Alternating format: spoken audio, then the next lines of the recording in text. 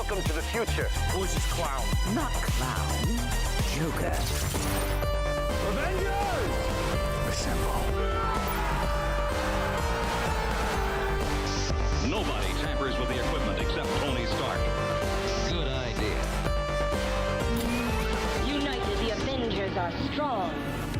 Hawkeye, hands off. Fool! Have you forgotten my invincible magnetic power? Not this time, Magneto. My mutant brain senses danger. Something unseen is slowly spreading its poison, edging tempers. Think carefully before you do this. You filthy criminals. 5, 4, 3, 2, 1. What? I still can't see your face. Is it because you're... I'm chewing food. Well, look, I'm eating food. Mm-hmm. What up? It is issue We're professionals. 97 of Two Fat Guys Pull List.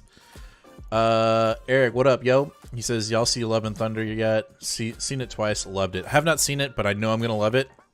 Because it's coming out in August, like late August, like the 21st. So we'll be seeing it, and I'm gonna love it. Aaron, what up? I need to see it in the theater. Oh, you better hurry. What up, Patty? What up, Ten Dude? Let's talk about the business. Why do I need to hurry? It came out a week ago.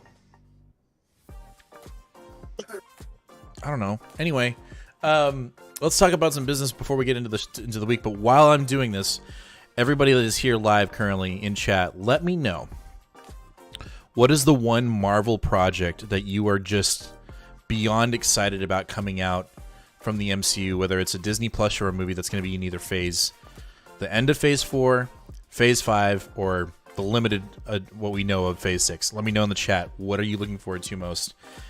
Well, let me know if you're stoked, but then let me know, like, what are you looking forward to most? Anyway, let's talk about some business. Let me double check my internet browser here really quick. Yep, we're good. All right, so first we're going to talk about Brainy Comics, which is our sponsor, which is actually Collected Comics and Games, which is our LCS here in the DFW area. They have a website called brainycomics.com.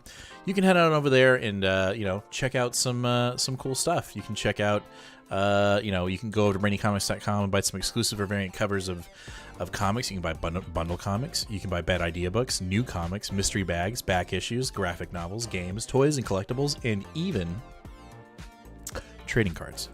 But once you decide what you're going to buy, because you want to go over there and buy, before you check out, before you check out, go up to this little search bar right here, type in Two Fat Guys Pull List, and then press enter, and this will pop up. We have a little special here for you, a little upgrade, if you will, a Two Fat Guys upgrade, which will get you for $8 a mystery exclusive variant cover in your order as well. So you can do the regular upgrade, or you can do the premium upgrade, which is $15, and it gets you 2. Now, just letting you know, most of the variant covers and exclusives that Ron has on his shop are worth more than $8. They're usually around like 12 to anywhere to even like $30. So if you head on over to the front page, you can actually see some of the covers, and you can see like the Daredevil one right there, $15 variant. You could potentially get that one. We've got Mandalorian, we've got the X-Men, we got Catwoman, we've got The Closet, we got all kinds of fun stuff. So go over there to BradyComics.com, check out the exclusive variant covers, and I'm just telling you now, there's a possibility of getting any of those covers. Also, depending on what you pick up, Ron might put in a variant cover that's more in line with what you bought. So, like, let's say you bought some Hulk back issues, right? He might throw in a Hulk variant cover from whoever, whatever he's got back there, or maybe you bought some She-Hulk comics. He'll put a She-Hulk variant cover in there. So, it's a wide range, but go check it out. Go to brainycomics.com, pick you up some fun goodies, and then put that upgrade in your cart, and Ron will not disappoint you. I guarantee it. So go check that out. As always, we got to talk about our subscription milestone giveaways. Man, I am like, because I got this bowl of banana pudding that my wife made that is just absolutely delicious, and that's all I can really think about right now. But I'm going to do this. So we're on the road to 750 subscribers. Y'all know the deal. If we hit 750, which we're getting there, we're at 694, guys. When we hit 750, we're giving away this CGC graded 9.4 Silver Surfer Black second print #1 with Null on the cover. So make sure to hit that subscribe button, ring that bell, give us a like, and share out the show. Make more people subscribe so we can give away this slab. And obviously, we were trying to get to 1,000 by the end of 2023. We want to give away the CBCS graded 9.8 Original Sin Amazing Spider-Man #4 tie-in, or Original Sin tie-in, the first appearance of Silk. What did you say, Nate? I said I don't know if we need to say we. You. I don't need you to make decisions for me. We're giving it away. Two Fat Guys Pulis is giving it away. There's nothing much else to say. So I can make my grand appearance. Here I am. Let's get to chat, shall we? Okay. I'm done eating. Thank goodness. So let's see here. Tendu, before we ask the question, you said Judgment Day 1 was better than Dark Crisis 1. Agreed. And then the thing that he's looking forward to most is the Kang Destiny. Yes, I was just telling Nate before the show started. I think genuine, and I'm not saying this is a dig. I'm just saying I don't think just general MCU fandom is really prepared for how like bad Kang is gonna be. You know what I'm saying? Yeah, like the people that just don't know who he is, like that are just like they watched Loki and they're like, yeah, like who's this one who remains thing, you know? So yeah, I just don't think people realize like how shitty this guy's gonna be, which is great. I love it. So there's that. Joe, you say the Black Panther trailer had me choked up. No doubt, dude. Like 5 seconds in, I was already starting to cry. Wakanda Forever trailer got me excited. Overall, I think I'm most interested in Ironheart. Okay, Rich, I see you. Tendu again. Pretty sure the Disney machine will spend the money to bring back the OG actors of the Avengers for Secret Wars. Holy shit! I didn't even think of that. Yeah, dude. Oh, please. Including Robert Downey Jr. Like he'll oh yeah, dude. He'll make a fucking buck. Anyway, Aaron says, I'm really excited for Thunderbolts. So maybe that, assuming that, but also I'm big excited for, but also nervous about Fantastic Four. And I'm curious about what they're doing for Secret Wars and Kang of Destiny. As for Secret Wars, the minute, like when I saw that, I was like, yo, all that getting comic books, like getting those keys when we first started, like I got the first original Secret Wars bundle from Ron for $150. The entire thing for $150. My Secret Wars 8 graded at an 8.0. I'm so stoked.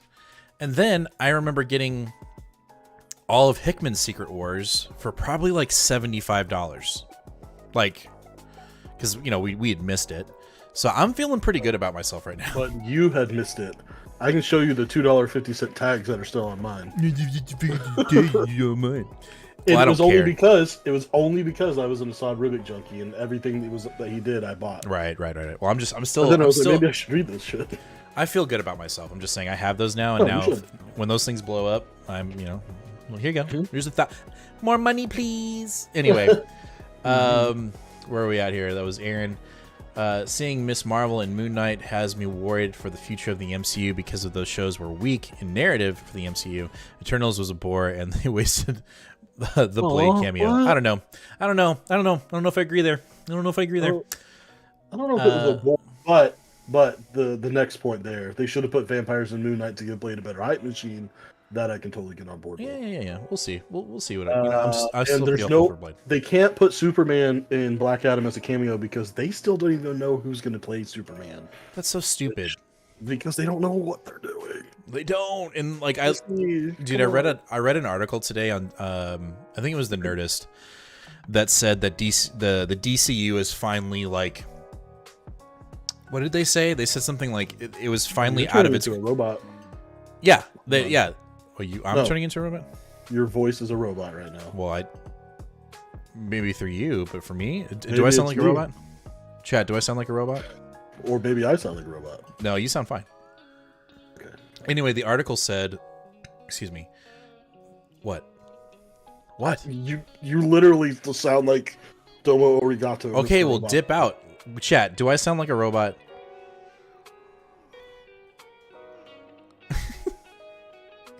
All right, let's see. Let's see here. All right, hold on. Technical difficulties, chat.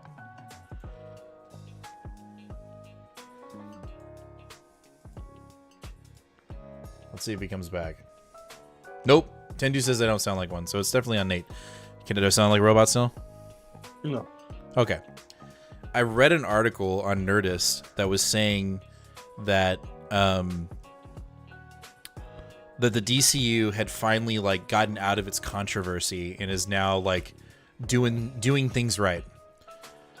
And I was like, wait, what? And they were all basically what they were saying was because Marvel's Phase 4 was such crap that DC was doing it better. And I'm like, they've only come out they've only come out with 2 movies and it's a slow build. And I know it sounds like a Marvel apologist and that's fine if that's what it sounds like. But I don't agree. Like DCU is they're losing their minds over Shazam and Black Adam. Look, Black Adam looks dope. I'm not going to lie. But come on, guys. Like Aquaman is in total turmoil with the herd situation. Flash is in a total disarray because of the Flash situation. I'm just saying, when I got the announcements for Marvel this week, I texted you and he goes, you were like, dude, I hope I'm alive to see this stuff. You know, I know it's like it's literally three years away, but like, dude, I'm so hyped. And it's got me even more excited about what we do here. And I think that's the best part of it, is like, it makes me excited about the hobby that we're in, which is comics. But then we get to just, like, we're getting just crazy shit. We're getting just awesome content. Even if it sucks, we're getting it, right? Like, can you imagine anyone talking like this before the MCU was even built? There were times where people were like, man, wouldn't it be cool if there was a blah, blah, blah movie? Yeah, it never's going to happen. Now we're talking about Secret Wars, guys. Like, that's insane. I'm just saying, like, stupid fun. Anyway, Steven says A+ week for comics. Joe, I'll give this week a solid A. My Marvel pick of the week is Judgment Day. DC pick of the week is Nightwing. Powerbomb would be my indie pick of the week, but I got left out of the pool. Ugh! Oh, no. I'm so sorry, Joe, and you're not going to want to listen to a review for Powerbomb because there was a massive drop, unless you read it online, which I wouldn't fault you for because it's... Oof. Anyway, Tindu, I'm pretty sure the Fort Worth, the F4 is going to be an origin story because Kang is involved right after the movie, plus he will be involved in Quantum Mania. Yeah. What if Avengers Secret War ends with the multiverse reset, giving the MCU a chance to start over? Dude, Rich. That's not a bad idea. Exactly. Also warned, the leaks of Wakanda Forever are on Reddit. It's looking really accurate. Uh-oh. I'll probably look at that because I love spoiling things for myself. Both of you sound normal. Thank you, Rich. Tindu, if they don't get Cantwell back for Superman, it's a super L. The fans are adamant about that. I agree. I think Carvel is actually a really good Superman. Cavill, sorry. I dig him. Joe, before I die, I want to see live action World War Hulk. Only way I can see it's still happening, or still happened. It was as if they mixed the Maestro and World War Hulk as one character. Something's happening, guys, because Phase 6, there were like 15 dates. There were like 15 dates, and it would just end it, or it started with Fantastic Four and ended with the Avengers movies. It's gonna happen. I'm not even gonna get into She-Hulk. Oh god, that trailer was amazing. All right, so let's talk about this. Huh? Should we talk about comics? Yeah, I was gonna say let's talk about this week's comics. Let me grab another bite because this is. Oh my guys, that's he's really going for it there. Because it's delicious. My wife makes the best banana pudding. I'm not arguing with that. Anyway, I've never had it, so I don't know. But a future Imperfect Marvel show would be awesome. All right, okay. Well, let's start with our books. I mean, We don't. That sounds awful to me as a person that doesn't care about Hulk, but Anyway, I'm sure the Hulk people would like it. Anyway, let's start with our books. We usually start with our X books, but we have an event that's dealing with X-Men, and that is Judgment Day, issue number 1 from Karen Gillan. Yo, I dug the crap out of this book. A lot going on. I think the biggest thing for me, I don't know. I thought it read well. I think the flow of the book went really well. When I was like halfway through it, I felt like, oh my god, this is going too fast. But then I realized I had X amount of pages left to read. So when it ended, I was like, oh my god, this is actually there was a lot of substance in the book.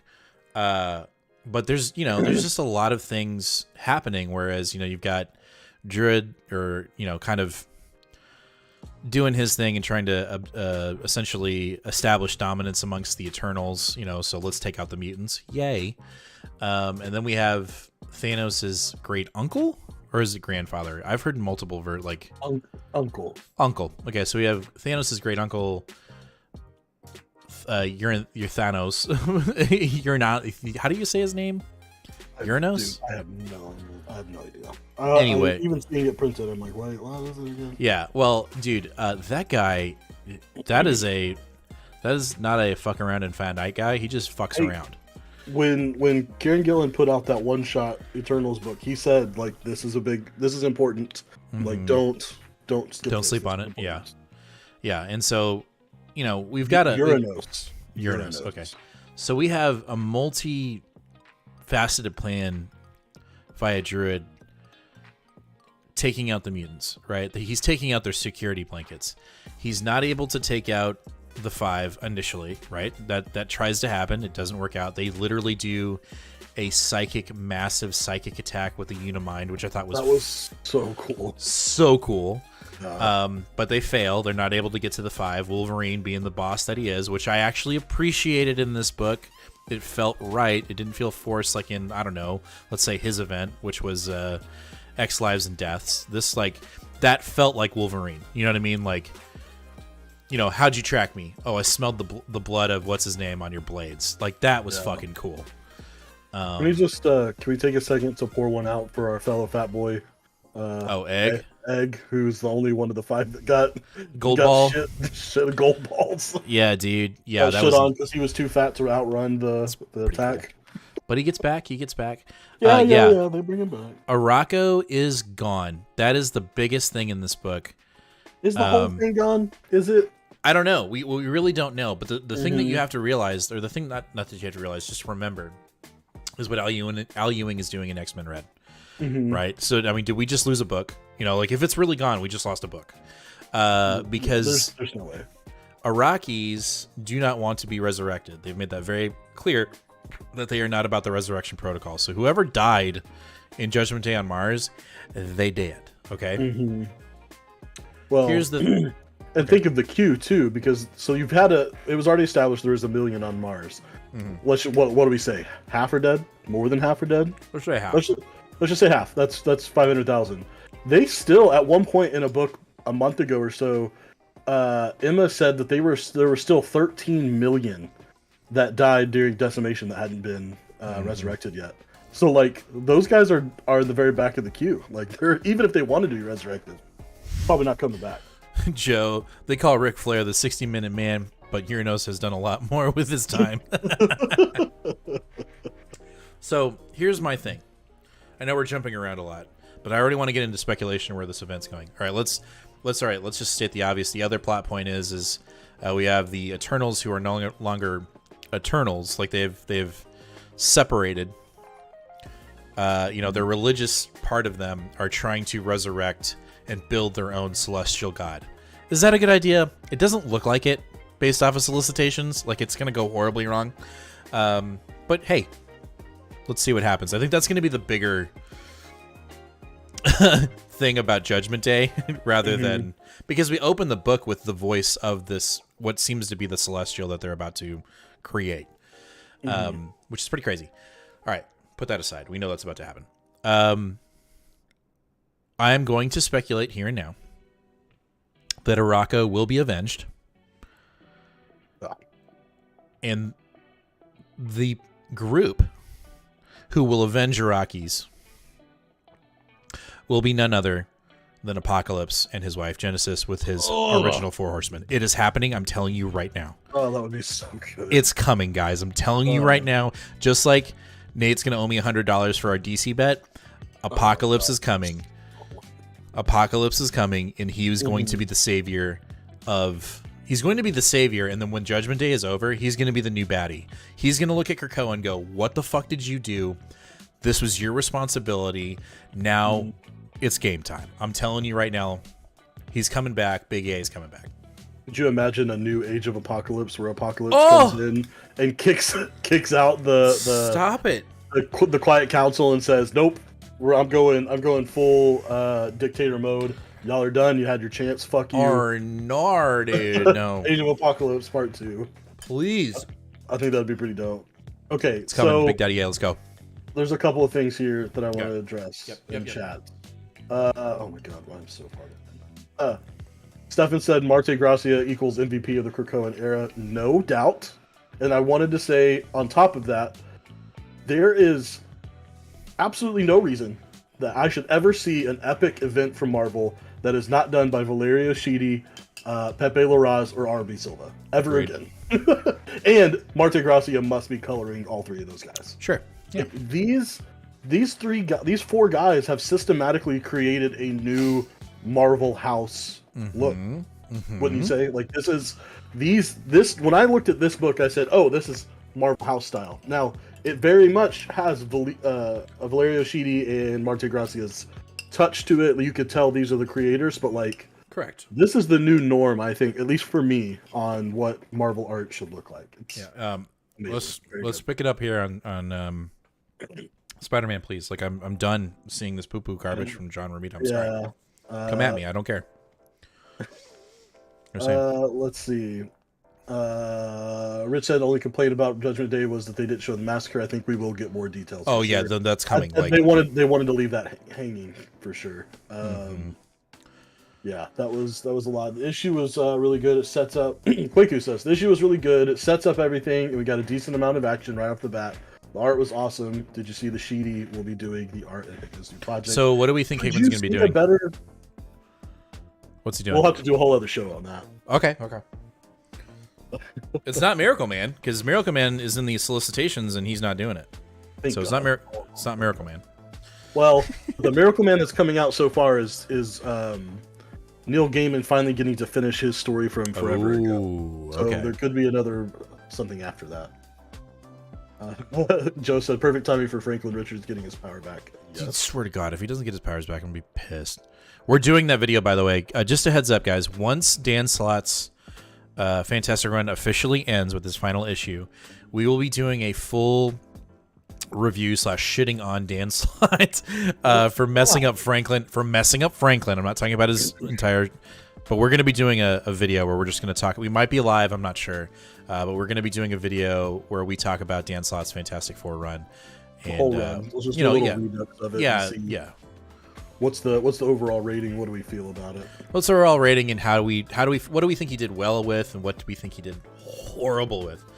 So yes, let's get to that. Tendu, well, Apocalypse comes back to save mutants from the Children of the Vault. Is that true? Is that like a back thing? I don't know that we know that for sure. Okay. The slaughter. Slott writes a damn good thing. No, he does. I'm just like, we'll get into it, guys. I'm just giving you a little tidbit, just a little bit right there. Addy, did you just get here? Been here. Oh, no, he's been here. Quiku, pretty sure. No, go ahead. No, go ahead. No, sure. Pretty sure X-Men Red will continue, and the fallout of Judgment Day will shake up the Great Thing. Also, I think in Legion of X, they said Araki have been leaving the planet because they wanted war. They could come back in this depending on how connected the X-Office wants it to be. I think it would be really cool if the Arakis... I want Apocalypse involved. I think that would be really cool. But I think if the Arakis themselves were the ones to liberate their planet, I think that would be really cool. They've been vying for war. They want something to fight for. That's sort of their whole... That's their thing, yeah. I think that would be cool. Tindu says I like Sky. No, I like Sky too. Like, don't get me wrong. There were very strong aspects from Dan Slott's Fantastic Four one. I'm very bitter about Franklin, and we'll get into it. I kind of got into it the show that Nate was gone watching Coheed, but we'll definitely get into it. Like, don't worry, but there will be a slaughter. I promise you. Anyway, I enjoyed the hell out of this book. Any kind of fears I had, I don't know why I had fears for this event. I think it's just because, and Tendu, I think I'm right here with you. I was just fearful that it sucks to put him in this box, right? But I still have Hickman, lingering Hickman disease, whatever. And like, I just want that back. And I think Karen Gillan, and then like you said, this new House style is doing a really good job of supplementing that and making it feel like it matters to what we've been dealing with for the past 3.5 years, and I think that's to be commended. I think Karen is doing his own thing, but still respecting the content prior, and that's got me super excited for this book. I think, whatever fears I had went out straight out the window, and now I just want more. To the point that we, in October solicitations, we got a bunch of one-offs that I'm like, originally, if this had not been an X-Men event and I hadn't read this first issue, I might be like, I don't know if I'm picking those up. And now I'm like, yeah, no. I'm picking them all up. I think there's even one that like doesn't make even a lick of sense, and I'm picking it up. It's like I don't even remember who it is. It's like the character makes no sense for Judgment Day, and I'm picking it up. Like, I'm going all in. So anyway, Patty, just listening in for a while, unrelated again, but a few weeks ago something was in my eye, and I got it looked at, and it was a metal. Holy shit! And so now, for really, safety, please, first for everyone. Yeah, please wear safety goggles if you're doing anything. Oof. I'm sorry, dude, Patty. We'll do good vibes for Patty, please. I always wear my safety goggles whenever I'm brewing. Bull crap. You are such a liar. Anyway, Kwiku, we heard about Apocalypse fighting the Children of the Vault in Inferno. Omega Sentinels mentions it as something that happened in her first timeline. Holy shit. I need to go back and read that then. That's scary stuff, Patty. Hope it didn't scratch the eye too badly. I think Karen can do well, but when you have books like Knights and Vita's book, there needs to be consistency. Well, there's consistency in these books. There's just not everything has to be involved. What's going on?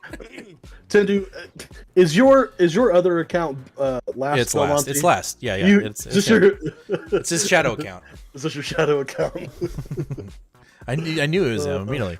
Yeah. Anyway, speaking of Knights, let's. I'm digging. Yeah, so let's move on to Knights. Knights of X issue number 4. Loved it. It's not that I didn't like it. It's this is where solicitations kind of bites me in the ass anyway. I know it doesn't really bother you, but for me, like, the fact that we know that we're just kind of like rushing to the end of this arc so that we can get a new number 1 of Betsy and whatever we're doing kind of bums me out. I know it shouldn't bother me. I get it, but sorry, it is last. But get that aside. I did dig the issue. I can't remember what was the hook. I don't remember what happened at the end. This one? Yeah. That we find out that that what's his name? Camelot is actually not trying to kill his son. That he told Arthur that he told Merlin, I'm not killing my son, I'm actually trying to save him. And then that's when at the same time that's when Merlin invades Mercator or Emerald. Okay, so yeah, it's all about to go down. So I got it. Yeah, no, I think it's cool. I like the progression between Betsy and Summers. Summers is right, one of the Summers kids. Rachel Summers. Rachel Summers. Dig that. There is some disconnect though with some of the team members for me, and I think it's the one that's the lion looking dude. Yeah. I don't know what that to me is. Yeah, that's where I'm like, what the heck? But everything else is cool. Like, I like seeing. I'm forgetting everybody's name. The Arakan. Bay. I wanted to say Banshee. Bay. I like seeing her, you know. Bay the Moonblood. Yeah, I like seeing her little temptation. I liked seeing Richter's with Apocalypse, which again, like, hello, he's coming. I dug all of it. I thought it was fun. For me, it's just for me. I'm just like, can we just stay consistent?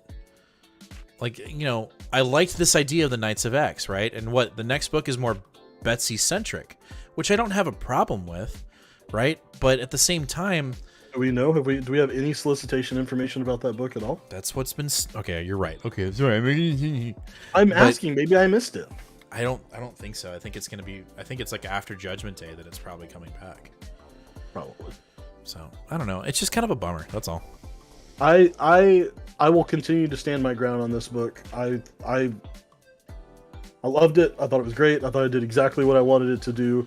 I think everyone views this book out of context. Now, if your context is that every X books should be every single issue should be directly involved in the overall theme, and that if any X book outside of that it should be thrown by the wayside, then that's a valid opinion. But this book has always been exactly what it told us it was going to be, and I will have to correct you when you say it feels like it's being rushed, because this story was already finished being written before it was canceled, according to Bob Quinn. So why is it canceled? Because I think too many people are not viewing this book in the right way. Personally, that's what I think it is. I think that everything is right about this book. People are so used to the Krakoan era of X-Men books that they think that everything is supposed to be tying into this bigger picture. When before this, for the most part, what we did was we told stories that involved mutants, and once every year or two or three, it all came together. But it didn't really have anything to do with each other. No one was worried. You didn't ever have to be reading the weird, like, detective files of X Factor to know what was going on with the X-Men. And you didn't need to know what was going on in X-Men Red to be concerned with X-Men Gold or something like that.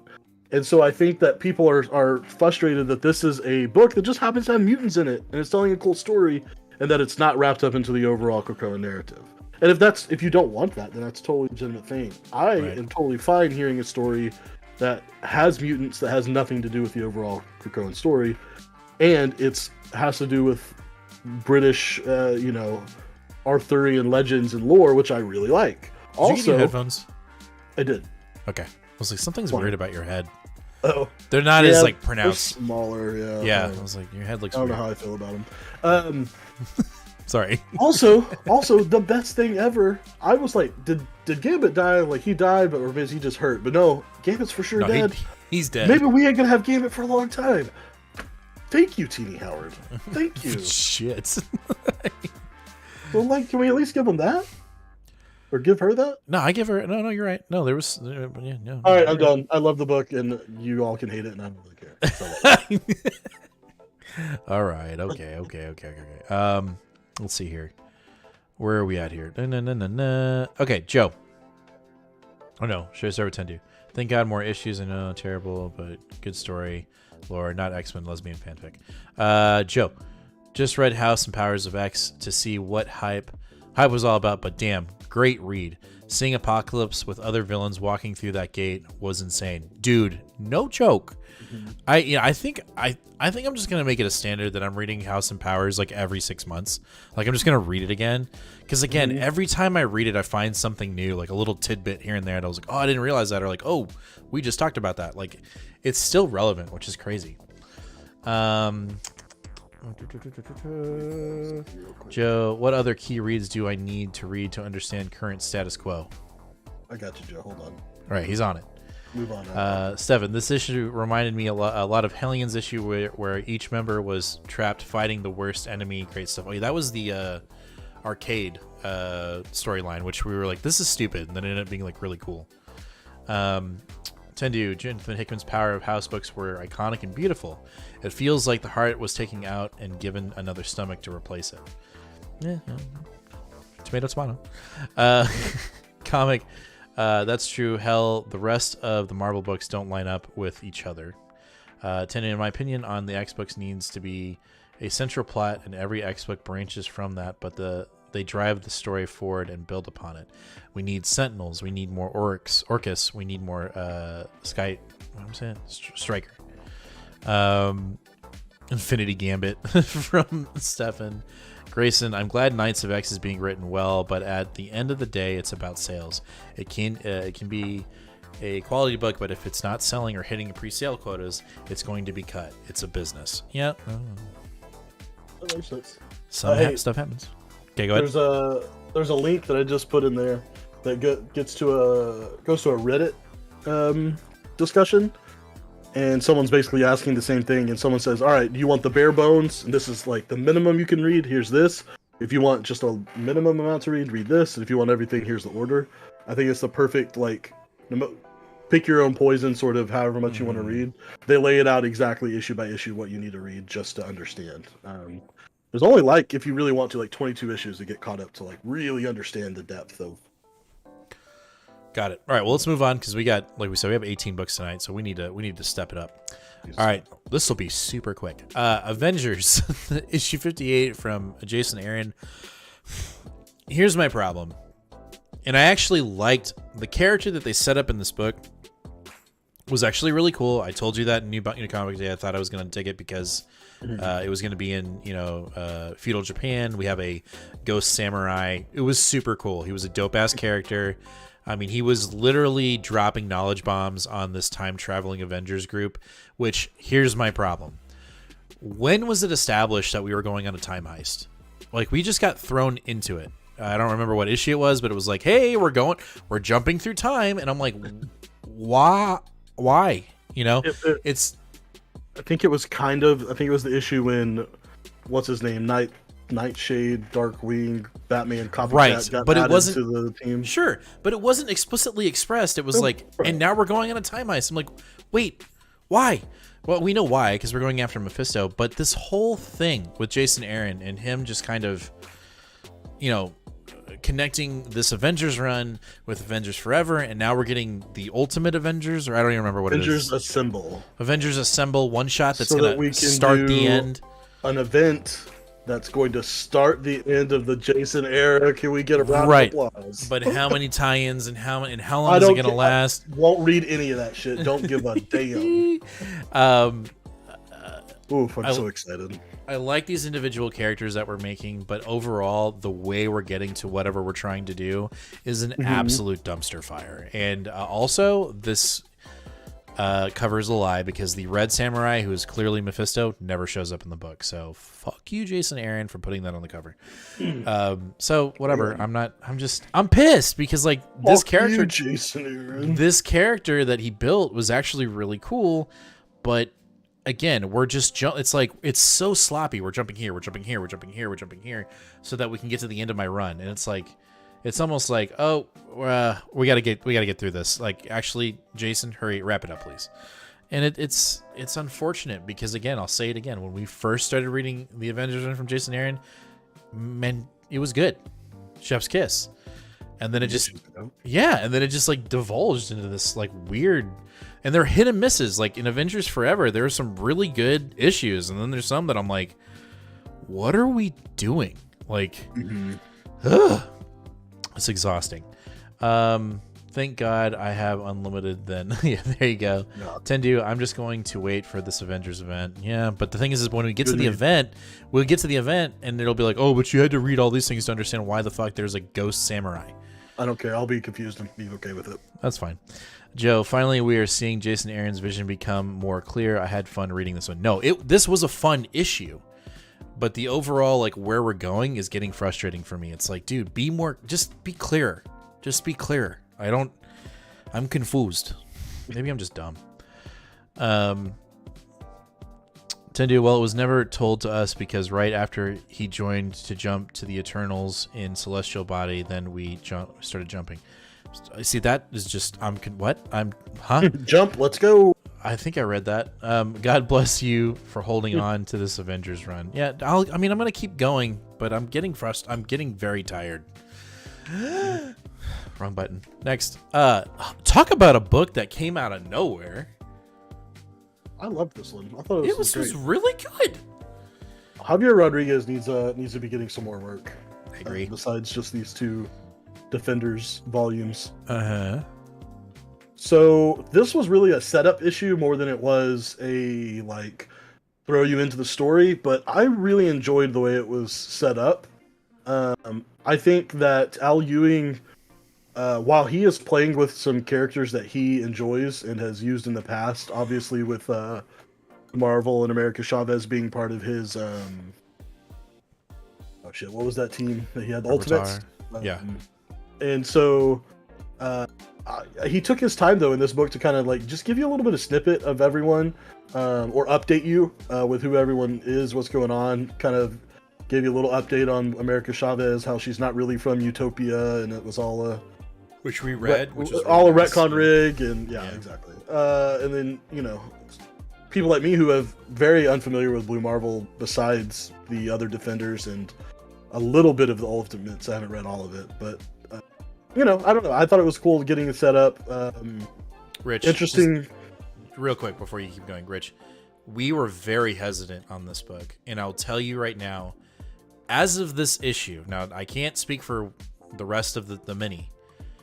This one seems so much more clear than the first run. Joe, no. Do you need to understand the first arc of the Defenders to understand this book? No, you don't at all. At least by what I don't think you do at all. Well, like the significance, like I think if you read the first series, like the significance in the first issue of the first series with the tarot cards, like it happens in this one too, where like Blue Marvel is like, I don't give a fuck about these cards, and Strange's spell is like, no, this is how it works. And it was kind of the same way in the first one, where like Strange was like, I have no choice in what's happening. Like it was just happening. And so I don't even remember that happening in the first one. Okay, well I did. I thought that was a cool callback. I was like, this is funny. But you didn't. The point you is don't need it. I understand you didn't that. need it. Yeah, okay. So no, I would say, and the first one is honestly, I think these two volumes are sort of like an Al Ewing slider scale of how smart. Are you smart enough to understand Al Ewing? Right. And I think I have found where my scale is. I'm not smart enough for Al Ewing on Defenders Volume 1, but maybe I am on his second volume. 2, yeah, I'm beyond. I really like this Loki, this out of time, out of multiverse Loki. This isn't our 616 Loki at all. No. This is a Loki that they talk about the events from Agent of Asgard or something like that, which again is another book that Jason Aaron and Al Ewing wrote. I don't know. I had a lot of fun. There were a lot of really funky, non-traditional art in this book that makes it, I don't know, more compelling to me. Yeah, my fear or reservation for the series, because I will be picking up issue 2. I was like, when I got done reading, I was like, God damn it, Al Ewing, I'm buying issue 2 because it was really fun and I understood it. My fear. And I had it in the first mini, except for the first mini, it should have been super clear that we were just not going to understand it. But the fear is that Defenders is being used by Marvel to wrap up storylines from 2 to 3 years ago that they're like, we just got to wrap this up. So, because we forgot about it, right? Because the first Defenders run literally wrapped up the mystery masked Crusader guy, right? And we were both like, okay, we remember that from 1000, but once we revealed who it was, both of us were like, and we give a shit because, so that's my only fear here is, and I'm hoping I'm wrong. I just hope that that doesn't happen here too. Like, oh, and now we're resolving this plot point that we brought up 3 years ago, and now we decided to let Al Ewing finish it. Please don't. I think the problem with that is that Al Ewing is the one that wrote that from Marvel 1000. So it's It was bad. his own plot point. It was bad. It was so bad. No, I don't agree. I think you just weren't smart enough to understand it. Just like and you liked it? You liked it? I said I wasn't smart enough to understand it. I'm sure I'll go back and you get smarter every day. And I'm going to go back one day and read that and go, oh, I'm enlightened now. I don't know, man. That thing was thick, dude. The final reveal of this issue, yes. Defenders, is I love when we see that they're falling through the multiverse outside of eternity. Literally, eternity's like, yo, you going beyond what I can do. Like beyond. Good luck on you. good luck on you guys. And then they're in the void for a while. We get a whole double. Which I thought was beautifully done. I know it's simple, but I thought that was very effective. And then, boom, Beyonders. So I'm intrigued. You guys know I'm a cosmic nut, so I went ahead and subscribed to the rest of the whole series, just a 5-issue mini. Nice. We'll be talking about the rest of it. All right, well, I'm excited. I'm genuinely excited. So keep me on my toes, Al, and I'll keep reading it. But the minute you start going into this, like, I don't know what the fuck you're talking about, I'm out. Are you guys going to do a video about all the Marvel announcements or the MCU announcements? I thought about that. I hadn't talked to you about it. Do you want to do it? Maybe if we can find. Should we do like a yay or nor video? Like yay nor? A what? Nor. Oh, no. Nor, dude. Okay. Or nor. How about we just talk about it if we have time? We'll probably do it, Quiku. Don't worry about it. All right, next up we have Iron Man issue number 21 from Cantwell.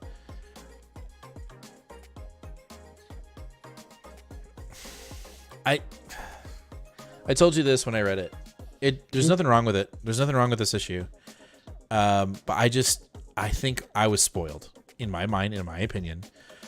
I was spoiled with a run, of the previous arc that lasted so long, and I was so invested into it. And now I'm like, I just want more of that, and we're not gonna get that. We're just getting, what is it? 5 issues. This is a 5-issue arc. Yeah. Yeah, and or because the final issue is a big anniversary issue that doesn't have anything. Oh, okay. So I don't know. Like again, there was nothing wrong with it. I don't know. I guess I really what it does for me. What this issue did for me was realize how amazing the first arc was. It was, and I remember going like, wait, when is this going to end? And I'm like, wait, no. Now I'm like, man, I wish it hadn't ended. What was it? The Quasar, Korvac. The Korvac arc was so good, and so what I'm expecting is for there to be another one, and we're not going to get that. Like his run is ending because he's moving on to other books. But we're still dealing with the character development of Tony. Him being a recovering addict, and there's something to be spoken about that. Yeah, I liked this issue. I thought it was interesting. I think one of the things that I loved about the Korvac storyline was that the Korvac story was really the secondary story. The first part was really a character study of Tony himself, right? Using Hellcat as a foil to him, as a way to help explore Tony. But then we really got to explore Patsy as well, and I missed that too. She became a character that we really enjoyed. Yeah. And using these secondary no-name characters, Gargoyle and Frogman and shit, to Ben Reilly to really, get to flesh out some of this character study, I thought was so great. And obviously towards the end of that, we didn't get as much, but it was okay, we're wrapping up the Korvac plot.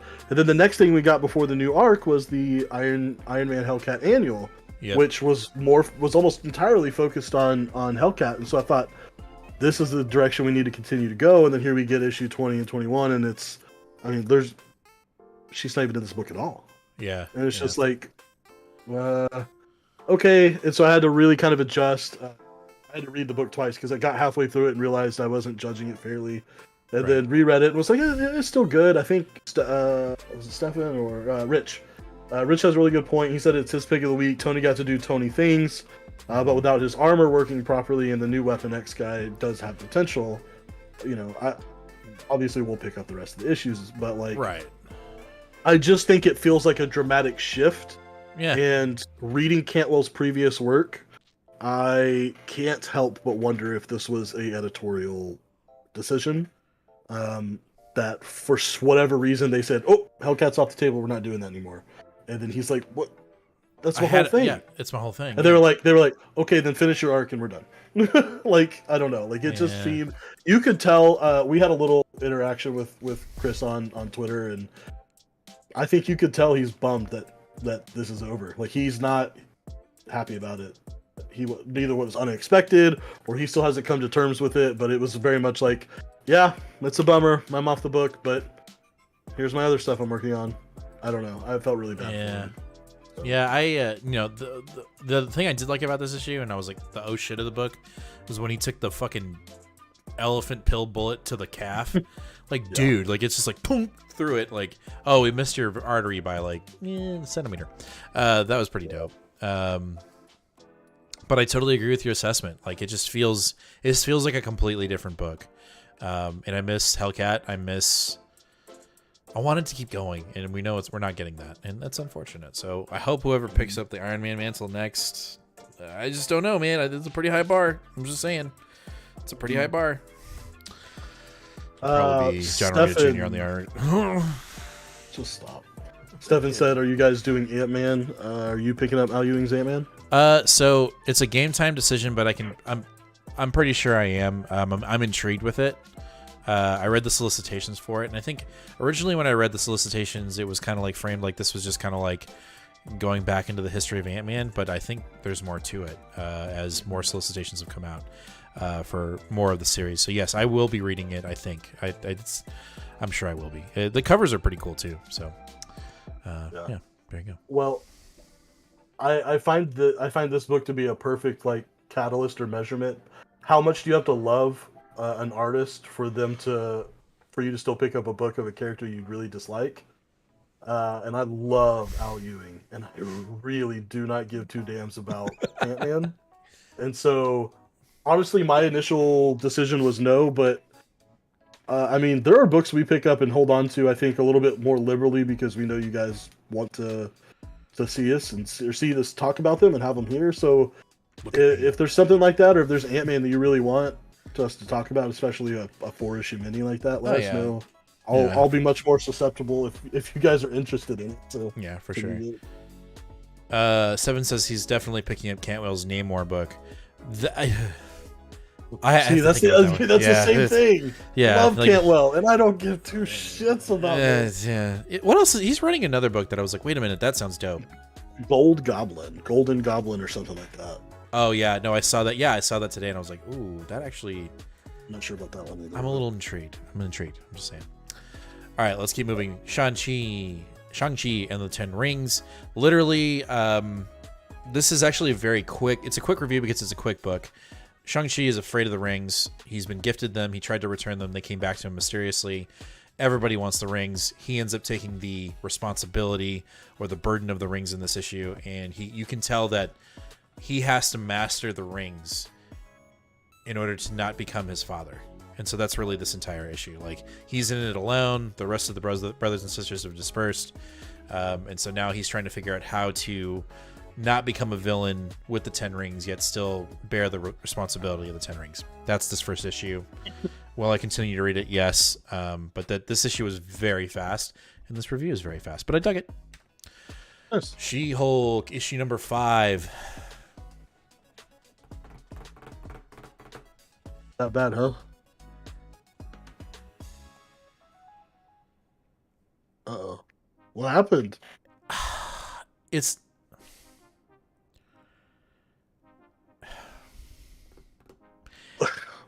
This is not what I was expecting at all. Hey, listen. Listen,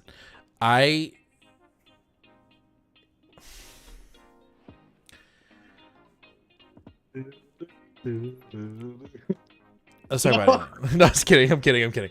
No, listen, it was good. But we had a huge break where we didn't get this book, right? Joe says She-Hulk has the best covers again. I agree. There was a massive, Jack of Hearts ate the tart. Yep.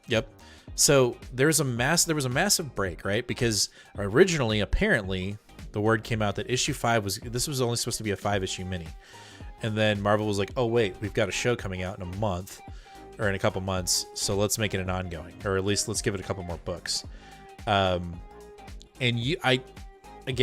making an assumption here. That's kind of what we do on the show sometimes when it comes to like where we can kind of see the parallels. Mm-hmm. And I feel like this is where it was like, oh, we're we're going in a different direction here. Like we're going to continue reading this book. Like we're going to continue writing this book. So drag it out. And it feels very obvious in this book where we drop a mystery, right? Where we've got, and Stefan, anybody, let me know if I'm missing something, because I don't know if these characters are new or if they're old. Let me know, because there was this mystery that there was this person that either resurrected Jack or was coming after Jack, right? And issue 5 seemed to be the issue where we were going to find that out. And it was building and it was building and it was building, and then we get to this giant dude who's saying a rhyme about Jack, and it's like Jack ate the tarts, la da da da da, and then this woman shows up and stops him from attacking She-Hulk and Jack, and is like she's it was she's her protector. He doesn't know what he's doing. He doesn't know any better. He's acting kind of like a big, like, mindless meathead, And so it, like, the action happens, they get attacked, and then this mystery happens, and then they go away. And She-Hulk, like, literally, even She-Hulk's like, what's going on? Right? And then it just ends. And then it ends with her, Jack is gonna move out and go into his old house, restart his life. And she goes back to being a lawyer, and she's in the park where the attack happened, and she finds out that the big meathead is the husband to the woman that saved them at the beginning of the book, or the beginning of this issue. It was just kind of like, and she's even like, huh? Right? And so that's how it ends. And then issue 6 is now being solicited as being this monumental She-Hulk issue that's going to change everything. And I'm just like, I'm super confused, and I'm hoping and I'm willing to bet that issue 6 will be the like, oh, that's what's going on, I think that's what's gonna happen. So I'm reserving my gut, which is going like, I don't know what's going on, and this is really bothering me because I really like this book, and now I'm feeling like we're dropping the ball. That's just my gut instinct. So we'll see. Chat, correct me. Am I being corrected? I'm not even looking. No. Well, No? Yeah. Stephen said She-Hulk might be an awesome slow play when the run is over. I like this book. It definitely feels different from everything else that's on the shelf. Agreed. Joe said, big question, Jim. Is this the same time period as the She-Hulk in Reckoning War? It feels like it's not, like the book of Silver Surfer Rebirth. Silver Surfer Rebirth is definitely supposed to be back in 90s continuity time frame. I don't think so. I think this happens right before the Reckoning War. I think this is happening right before Reckoning War. Because in Go ahead. No. You go ahead first. I could be wrong. Well, Reckoning War, they're an item, they're dating. In this, it's still the will they, won't they. Oh. Were they dating? Yeah, oh, dude, they were making out, dude. They were like, ah. They were, dude. They were like, book? Yeah, they were like fully embracing, dude. Like, there was pelvic touch. They were embracing because she thought Jack was dead. Because they're dating, dude. They're dating. I guarantee it. There you go. Go back and read it. I can see how you thought the book was tied in because it literally has them. The reason why it has Jack Hearts and She-Hulk in Reckoning War is because She-Hulk was She-Hulk is originally, when Reckoning War was mentioned, that was a plot point in Dan Slott's She-Hulk 11 years ago. Yeah. And then he revived it for this, and then Jack Hearts is, of course, just a part kind of a tag along because of this run. And then Patty says, I dropped She-Hulk because I wasn't ready to commit to an ongoing end. Laughed my ass off. Dude, I think you need to pick it up, Patty. I'm just telling you right now. If you enjoyed it at all, I think you should pick it up, because I think we're going places. I really do. I think we're going to have some fun with it, and I think it'll be really fun to have an ongoing going on with the show coming out. So I don't know. I liked it, but I'm a little worried because I was just like, there's a lot of questioning going on in this book, and I was hoping for some big resolution. And now it's like, nope, we're moving that to 6. And if they do that again in 6, I'm gonna start getting a little frustrated here. Joe, if you're not a big She-Hulk fan, you'll be off the book by now. So waiting for issue 6 to give you a big payoff, that's not good. Hope the second arc is better. We'll see. I mean, I'm sticking with it because I like the character She-Hulk. I dig the character, So I'm not. But to me, I've gotten the best of both worlds because the story was good up to literally this like, what's going on, you know? And I think it will get paid off in 6 because that's the way they're soliciting it, and I'm trusting them. I'm probably a fool for that, but I'm trusting it. So Probably. yeah, probably.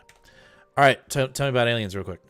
Alien. I don't know how I messed this one up. I thought this was supposed to be a flashback where we see where Gabriel gets the alien and how he survives having an alien inside of him, but I guess we're just going to pretend like that didn't happen. This is sort of an epilogue to Philip Kennedy Johnson's first volume of Alien. You know, at the end of that volume, the rebels had essentially taken a hold of the ship, the Epsilon ship that Weyland-Yutani was doing the experiments on. Well, the company gets Gabriel and is like, hey, you know, we need you to go up there with the Spec Ops team and try to take the ship back. We're going to send you up there with a host. We think it's ready, or with the subject. We think it's ready. So we're going to send you up there to get it done. So they go up there and with an obvious synth. This is like an armor, like battle synth where he like doesn't even look like a human. He's metal. But his programming is different from what they understand.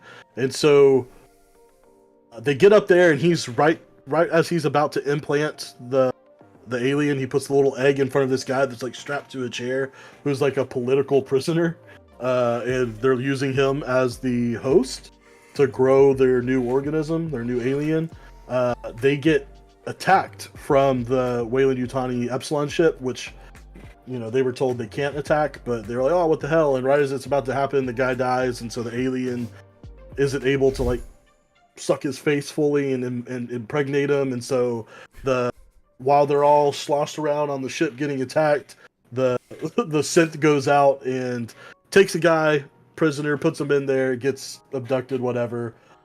Basically, the alien pops out, kills everyone except Gabriel, gets trapped in a like closet by the synth because he knows he's valuable, and he's trapped in there for 30 days. And right before he's about to die, he breaks out and cuts the alien in half and shoots it into space. And then the Epsilon ship gets nuked out of the sky. Okay. It's like, cool story. It was fun. It seemed like it was a story that didn't necessarily need to be told. I don't know. I had fun reading it, but it just didn't seem very circumstantial. I think maybe because I thought it was supposed to be the preview, prelogue before thing. But okay. All right. I'm just very happy that this is Salvador LaRocca's last issue on Alien. All right, before we jump into DC, Lee, I'm just letting you know now, if you're watching now or you're watching this in the past episode, my Marvel pick of the week was Judgment Day. Yeah, of course. Yep, just letting you know. All right, let's jump into DC with my DC pick of the week, and that is World Finest issue number 5. This book is amazing. It's just good. Just good. It's not my official pick of the week. It's my DC pick of the week. And they won't have any copies because this book sold the fuck out. And for good measure. Like, it's just really fun. We wrapped up the demon story arc. I don't remember what he's called. Nuzu, or I don't remember his name. Somebody in chat, please tell me. So, Supergirl, right? Or is it Superwoman? Supergirl. What? When or how or why? How can she time travel? Has that been established? Did we figure that out? Is that an Infinite Earths thing? No, this is in continuity. So okay, all right. Just I don't know. I don't know the answer to that at all. Tendu or Last says Superman with the big brain play. Yeah, that was fucking dope. You know, more on the artwork. If he leaves this book, I'm gonna be pissed. I mean, he'll just leave to go to another book. Well, yeah, but this is fun. Don't. I agree. I don't think he will. That's new. So this is personally, I don't know when that happened. So it sounds like this time traveling thing is new. So we need to do some deep dives here and figure it out. It's new old though because we're backwards in continuity. So definitely my DVD. Okay, we'll figure it out. But either overall, this was really good. Like again, Superman with the big play was pretty dope. Obviously he had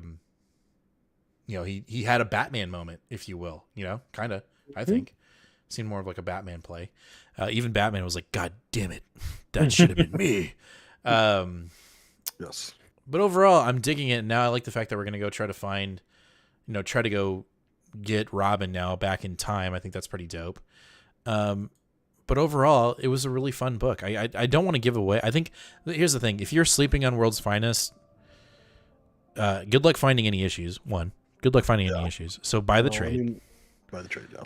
Buy the trade because this is super fun. I agree. Yeah. I think it's good. I think it's interesting.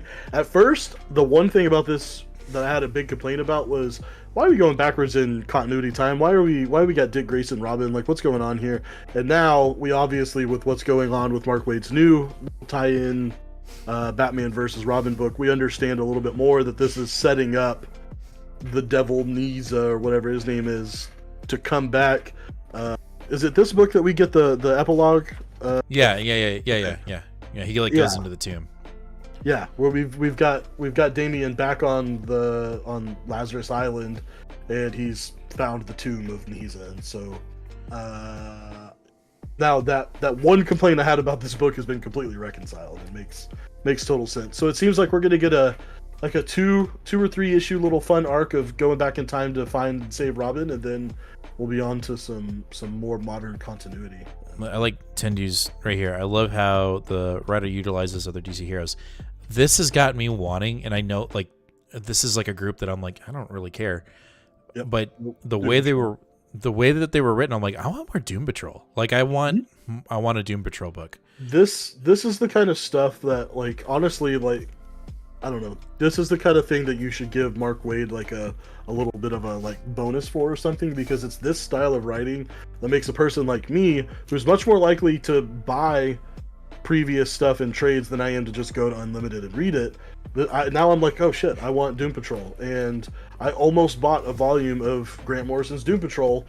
The store just didn't have volume 1. It was volumes 2, 3, and 4, and I was like, shit. But I'm interested in Doom Patrol now, and so this is the kind of, I don't know, continuity, story, team stuff that you kind of keep doing to keep people involved in your universe. Rich, I freaking loved that he trusted Bruce's smarts to make the play without talking it over. He said, "I was counting on you. That's not a gamble. That's a plan." Loved it. All right, we're gonna go off script a little bit here because Joe has asked us a random comic book question. I gotta make a button for that. After dropping a book, what does it take to get you back on? A new arc, a new creative team, or word of mouth? Explain. Yes.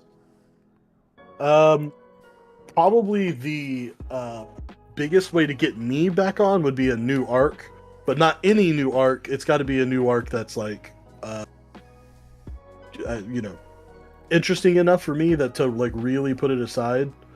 But it really could be any of those things. Like right now, I'm not particularly interested in the Captain America books that are coming out.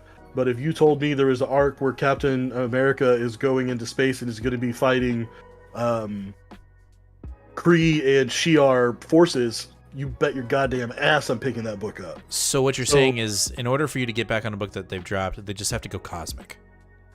Pretty much, exactly what I'm saying. But like they're all different things. Like a writer change could definitely do that for me.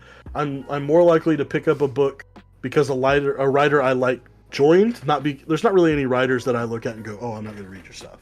Very few writers that I just refuse to read. And art would probably be the last thing. Art isn't going to get me to drop a book, and I think this current run of Amazing Spider-Man shows you that I jumped off after 2 issues because the story wasn't right where I wanted it to be.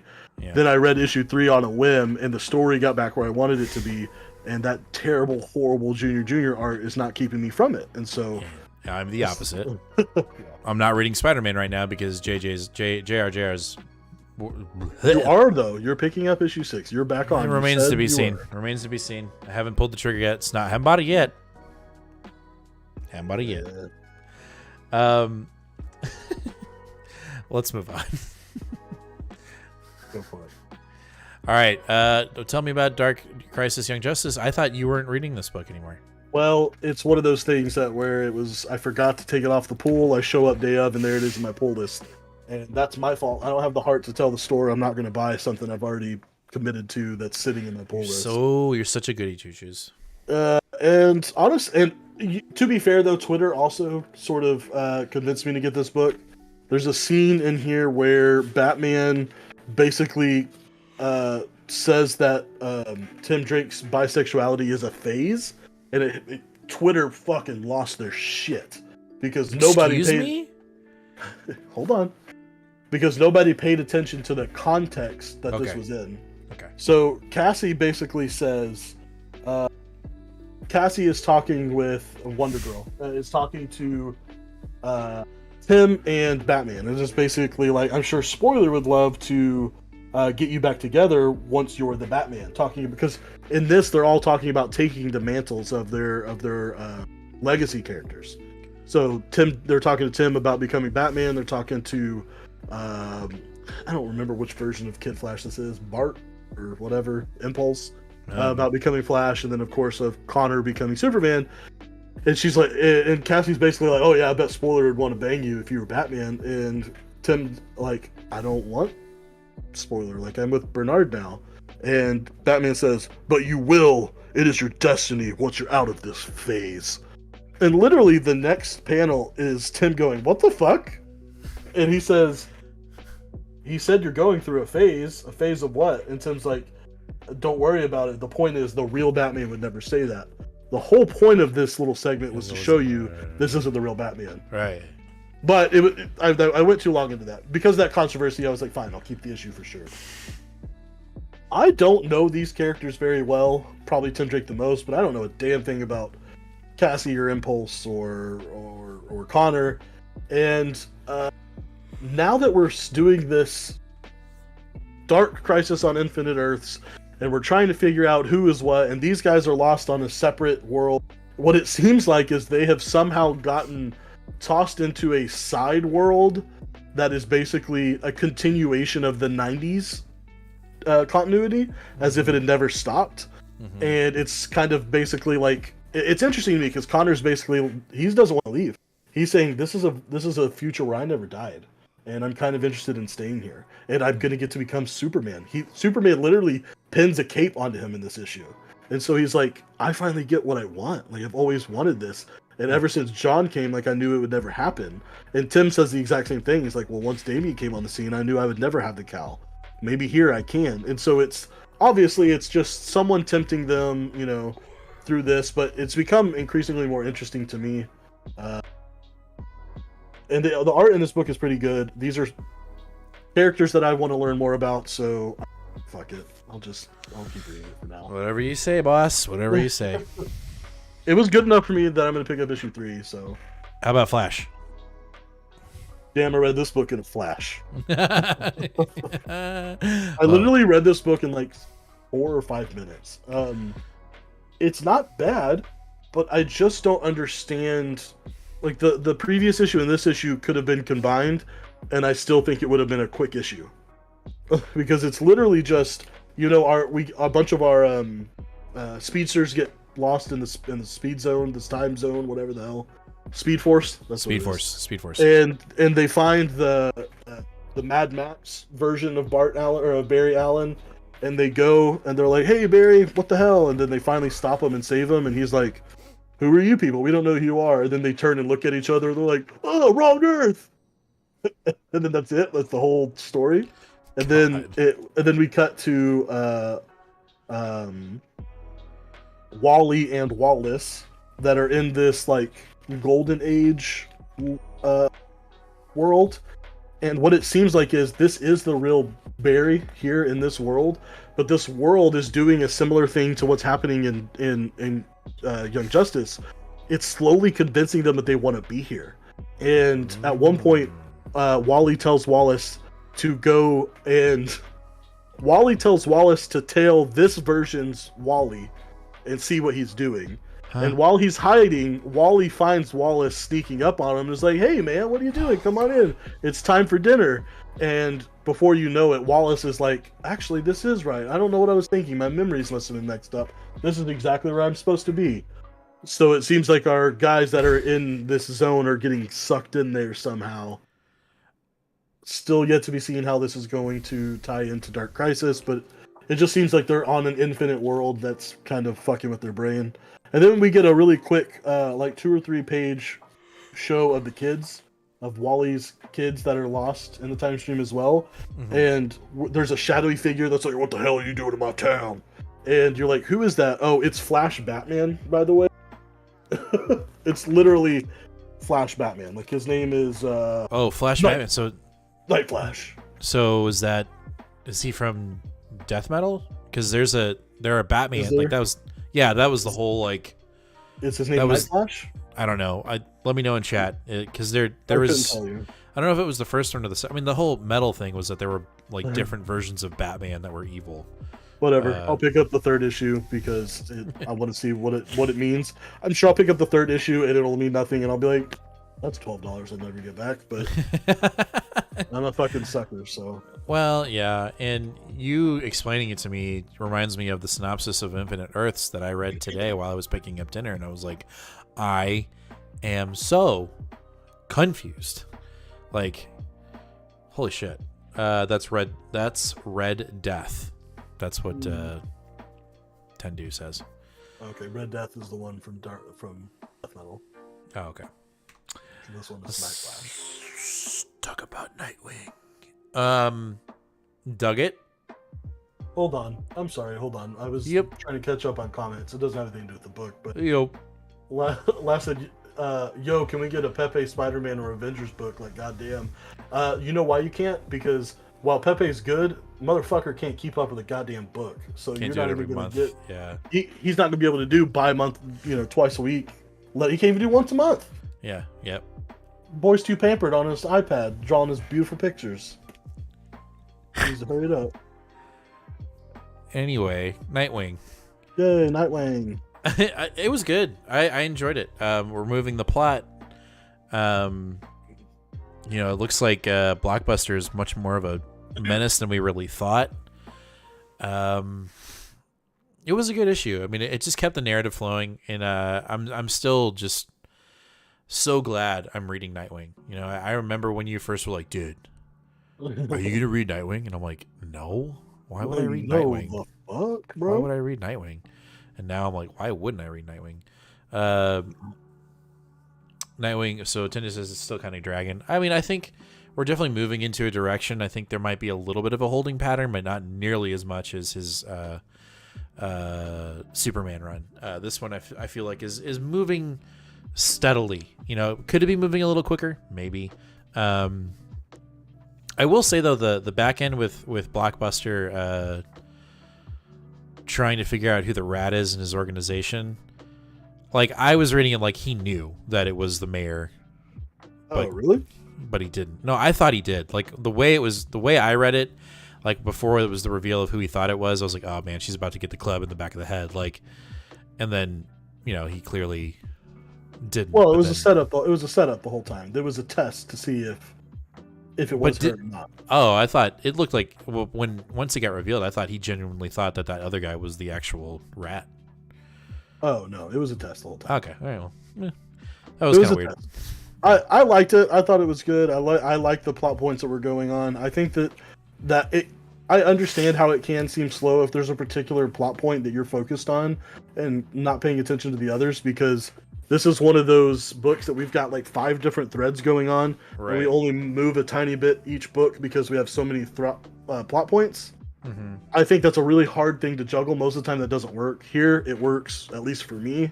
I like the Babs and Dick line. I like the Heartless line. I like the mayor is his sister line.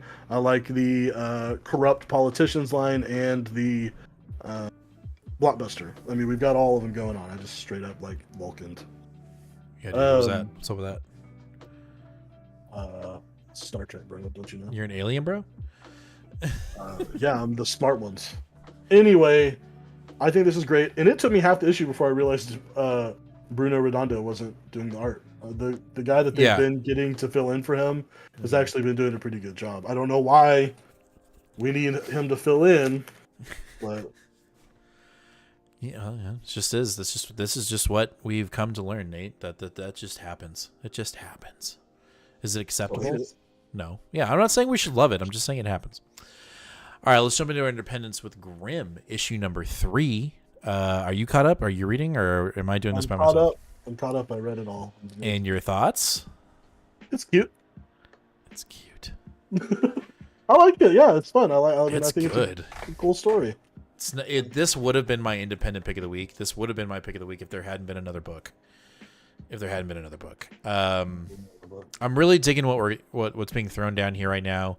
We have a total takeover of the afterlife in this book. I can't remember the name of the characters, but clearly there is a restart happening. There is a reckoning happening in the afterworld, and our main character, I think Jessica is the new death. Jessica is at the center of it, and we find out that she has some connection to the original Death, and we also find out that he is missing, that Death is missing, and she is able to pull the sword out of the stone, is able to ignite his scythe, his golden scythe in this book. And I don't know, man, this shit was dope. This wasn't in your pool, Rich. I am so sorry. You know what? It wasn't either for me. I had to go to another store and get the foil variant. Well, not the foil, but I had to go to another store because it wasn't in my pool.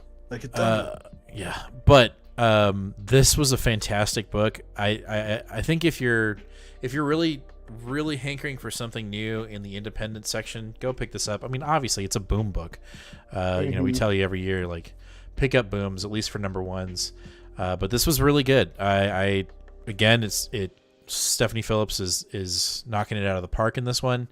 And I wasn't expecting it. And issue 3 was just as good as issue 2 with that hook. But issue 2 was pretty intense, but this was dope too. Yeah, this was really good. There's not a lot to expect here. Like, I just wasn't sure. Like, it very much feels like you're just riding the ride and you don't know where it's going to go. And that can be really good or really bad. Like, because you could just be at the end of the issue and go, what the f*** did I just read? Yeah. Or you could be at the end of the issue and just be like, holy shit, what did I just read? That was awesome. Like, yep. And I think the fact that we got a lot of answers in this issue, or at least steps in the direction of answers, like we realized that not even the place where you're supposed to be able to see your own death, we saw her birth, not her death. Yeah. And then she goes and picks up Death's scythe, and it activates for her. My theory is that she's for anybody, and she can interact with living people. My theory is that she's not dead. She's either not dead or she's directly related to Death. Like Death pulled to Zeus and had a baby, and it's her. I don't think she's human. Is what it is. Yeah. Regardless of life or death, I don't think she's a human being that has had a normal human life and then died. I think it was like some kind of reverse God's thing or something. Yeah. It's a Zeus. It's totally Zeus. Zeus came down like an owl and did the dirty, and Hercules. Anyway, Garrison Red says, I know the art changes happen, but damn, I hate it. In Jurassic League, they've changed their artists for issue 3, and there are only 6 issues. That's why I didn't pick up issue 3. I was just kind of out of it. Did that come out this week?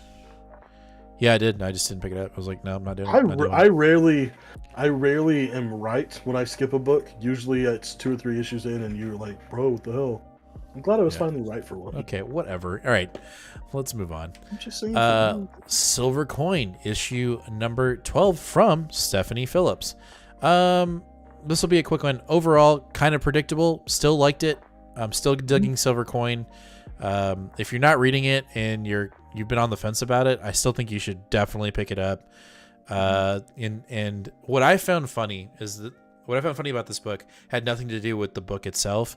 It had to do with a certain reviewer who didn't know that this was in World War II, couldn't differentiate World War II from World War I. I thought that was kind of funny. I was like, this is clearly World War II. Like, it says 1945. Where did that happen? I'm not saying who it was. I'm just saying it was funny. It was just kind of funny. It was like, it literally says 1945. Like, come on, guys. Like, Right. we're not that dumb. We know when World Wars happened. So You grossly misunderstand people these days. I know, but come on, guys. Let's hold ourselves to a little bit of a higher standard. I don't have anything else to add. It's the same thing. I mean, this book was good. It honestly, to me, I think it's the weakest of all 12 silver coins so far. But Even don't the hear first that one? as yes. Because you didn't like the first one. I remember you were like, eh. Yes, even the first one in context, yes. Okay. Again, I don't want to say that and then someone, hey, oh, this is a shitty issue. It's not. I think it's a good issue. I think it deserves to be a part of the collection. It was a little predictable, and it was it was quick, but it was still an enjoyable read while I read it. Well, and Michael Walsh still killed it with the art. Like, visually, it was stunning. Again, and that's the other thing is when Michael Walsh is doing the art on all of these, and the art's always going to be A+. So, yep. Another good addition. Let's see. Joe says I picked up the first trade, but I got to finish my Hickman reads first. Yeah, take your time, but you will not be disappointed. This is a really cool run. I got to read this one yet. Yep. I think this is I mean, we obviously love all comics and superhero comics and continuity and all that shit too. But man, this is one I really, really love. Is that this is just like an anthology. You can kind of pick up any issue you want. You don't have to read it 1 through 12. I mean, you'll get the best experience that way, but it really doesn't matter. Agreed. It's just horror comics. You don't have to worry about it getting spoiled or anything like that. There's no movie you got to chase and try to read in front of. It's just good storytelling, good comics. Yet. I'm sure this will be a Netflix series soon enough. Or Hulu. Or, I don't know. We'll see. No, not Hulu. It'll be Netflix. All right. Do a Powerbomb. Issue number 2. Were we on the same or are you going somewhere else? Somewhere else. How dare you? We need some variety. I get you. No, I hear it. No, we do definitely need some variety. But this is my pick of the week, and for good damn reason. This book is amazing. Artwork alone. A+. This is my pick of the week. But then Daniel Warren Johnson just says, like, you know what? I'm going to mind fuck you with this book. And he does. Okay? So, if you have not read this book and you don't want to be spoiled, please do not listen to this review. Up Empire. Because, what up? There's a major drop at the end of this book. And if you want to be surprised, put on the mute button or, whatever until the comic book cover changes, because holy shit. What did you say? I'll put it in the bathroom. It'd be done. Oh, I got what you're saying. Got it. A poop joke. Anyway, I do a Powerbomb issue number 2 was absolutely fantastic. Artwork on point. Story, just was not expecting it. Yeah, I used to love watching like professional wrestling with WCW, WWF. Like I used to do that all of it when I was a kid. I had the action figures, grew out of it. Was a little hesitant. No fucking way with this book. This book is amazing. So let's get into the spoilers. The twist was nuts. No spoilers. Okay, well, I got it. Is that my review? Am I just not going to say anything? Should I just not give anything away? I don't think you need to. I don't think you need to give the end. Just like, there's a big let me tell the story then of how I read this issue. So, we put the boys to sleep, my kids to sleep, and I was like, you know what? I've got 5 more books to read. This was the 4th out of the 5 books that I needed to read that night. So I get to the book, I start reading it. Woohoo! Laugh. There's a couple laughs in there. I was like, that's pretty clever. And then the very end, the twist happens. The hook happens on the last page. My wife is in our game room, which is right next to my media room here, and she was working out. She was doing a workout class, and my door was open. Mm-hmm. Right, I'm listening to lo-fi, just chilling. I'm vibing. Right, get to the last page, and I shit you not, I go, holy shit! And I hear Sarah stop working out. She opens my door and goes, "Is everything okay?" And I just looked at her like fucking dumb, and I was like, I'll never be able to explain it to you. I'll just never, like, I have never had, the last time I had a reaction like that was when I was reading Hoxpox for the first time. and it connected with that very first panel of Xavier going, "Come to me, my X-Men," and then reading that issue where they all die in space and then they get resurrected the next issue. Like, I remember being like, holy shit, the game has changed. Holy shit, the game has changed in this book. And I just can't handle it. I can't handle it. It's amazing. So I think one of the reasons too, obviously, like, the plot twist at the end is top notch, but the best thing about this book to me is Daniel Warren Johnson's ability to, again, take a topic I don't give a shit about and tell an absolutely compelling story while still using that topic I don't care about to drive the plot. And I think it's really interesting. And of course, you alluded to this, but to me, besides the twist, the best part of the book is when this devil dude is talking to our main character, and he's like, "Oh shit, I love wrestling so much. It's so cool. Like, it's great and it's so fun." And she's like, "So who's gonna win then? Me?" And he's like, "What are you talking about? I have no idea. That's the whole point. It's like I said." And she's like, "But pro wrestling, it's scripted. The outcome is predetermined." It's fake. Yeah. And it's just like a blank panel of them staring at each other, and then him bursting out laughing, like, "Oh, you're so funny! Like, what a good joke!" Like, that was a good joke. Because this motherfucker doesn't even realize that pro wrestling is scripted. Like, just the heart, the humor, the voice of this. It to me, it makes almost everything Daniel Warren, everything that doesn't have to do with DC dinosaurs, everything he writes needs to be read, besides DC dinosaurs. I agree. It's just good, guys. Like, I was even hesitant when it first got announced. I was like, he's doing a wrestling book? Like, I don't know, man. Like, it just might be done for me. Holy shit, was I wrong? Like, so yeah, I'm actually glad we didn't give away the no, yeah, we don't need to do that. But Rich says, "I'm with you, Nate. I don't care about wrestling, but no, I'm interested." And really, like, I think it's good. And here's another thing too. So, it's gonna rant about this book forever. No, it's fine. Because Stefan says the letter page of this issue is great. And the one thing that I love about this book so much is that you can tell that this book is like, this is Daniel Warren Johnson, like, this is his heart in a book. Because not only are the letter pages great, where he's addressing all these people, that's got 3 whole pages of letter pages, but he also dedicates this dude takes, like, this is creator owned, right? So, like, how much the money the book makes and costs is determined on him. So he's literally adding, what is it, 1, 2, 3, he has 4 pages of fan art that people submit to him on email or YouTube or shit.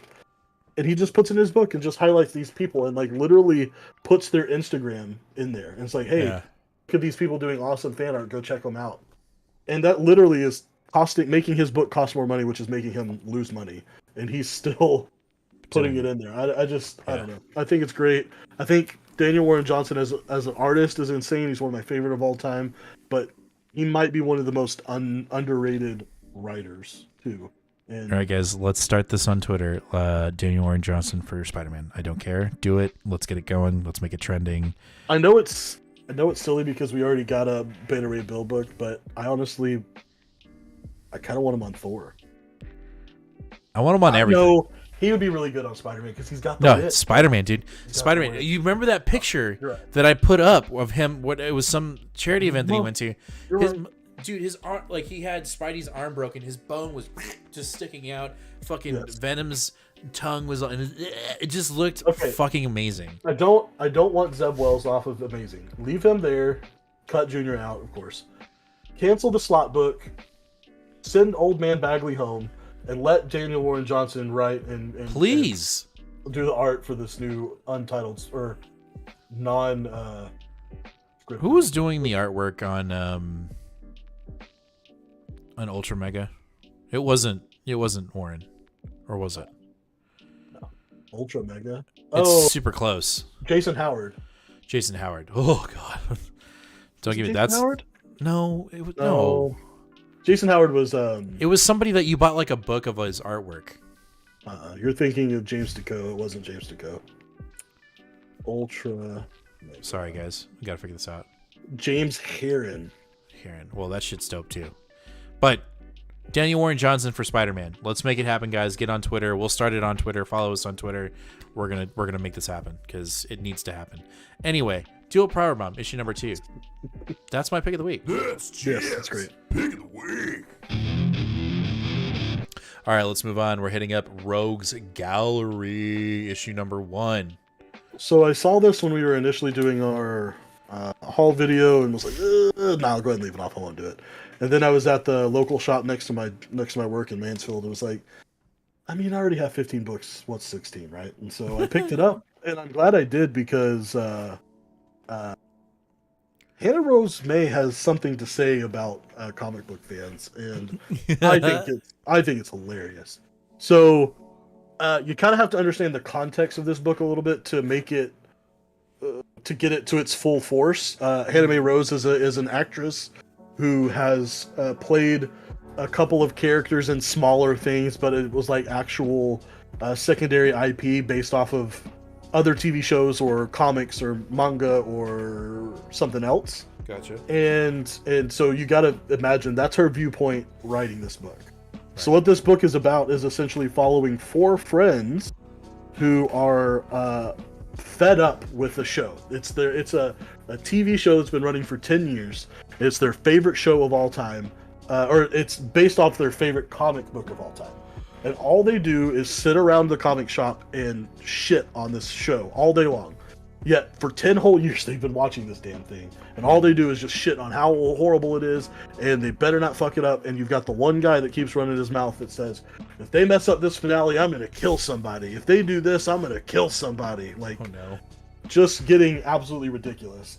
And then the actress in the show that plays their main character, like at one point she buys the original comic book and they get all pissed because they're like, that's a sacred grail and she shouldn't have it. She's a piece of shit. And then she quits the show. She's like, I've been harassed too much. This isn't worth it. I'm done. Like, we can't come to a concrete. They couldn't like come to an agreement on her contract. People kept, attacking her for being too woke. And so they they're like, fuck. She's like, fucking, I'm out. Well, these friends end up deciding that they're going to they're going to go and they're going to break into her house and they're going to take the comic book and they're going to liberate the comic book from her possession because she doesn't deserve to have it. And if you haven't guessed it yet, this is very obviously a tongue-in-cheek mocking of comic skaters. And goddamn do I love it. The best part is these fuckers think it's funny to cosplay as the characters from their comic book to go break into her home. That's their disguise. So they go and they break into her home, and the last panel is her in her character's garb with them beat to pulps with blood flying everywhere. Oh shit. Going, nope, not in my house. It's very funny. It's very tongue-in-cheek. It's very we are mocking comic skaters in this, and I love it. I straight up love it. So I thought it was interesting. I thought it was a lot of fun. So definitely will be picking up a second issue. Thought it was really interesting too that Declan Shelby was assisting on not the actual writing of this book, but the story concept. He's credited as the story creator with her. So obviously Declan Shelby is probably getting out some frustration as a longtime comic veteran. I'm sure he's letting out some steam as well on this book. I saw some I don't remember, Lotus, was it you? Lotus or Empire, like somebody I don't know if it was you or if it was somebody else, highlighted the fact that there were comic skaters that were going to harass Tom Taylor over his Superman. It's all out. I was like, dude, get the fuck over yourselves.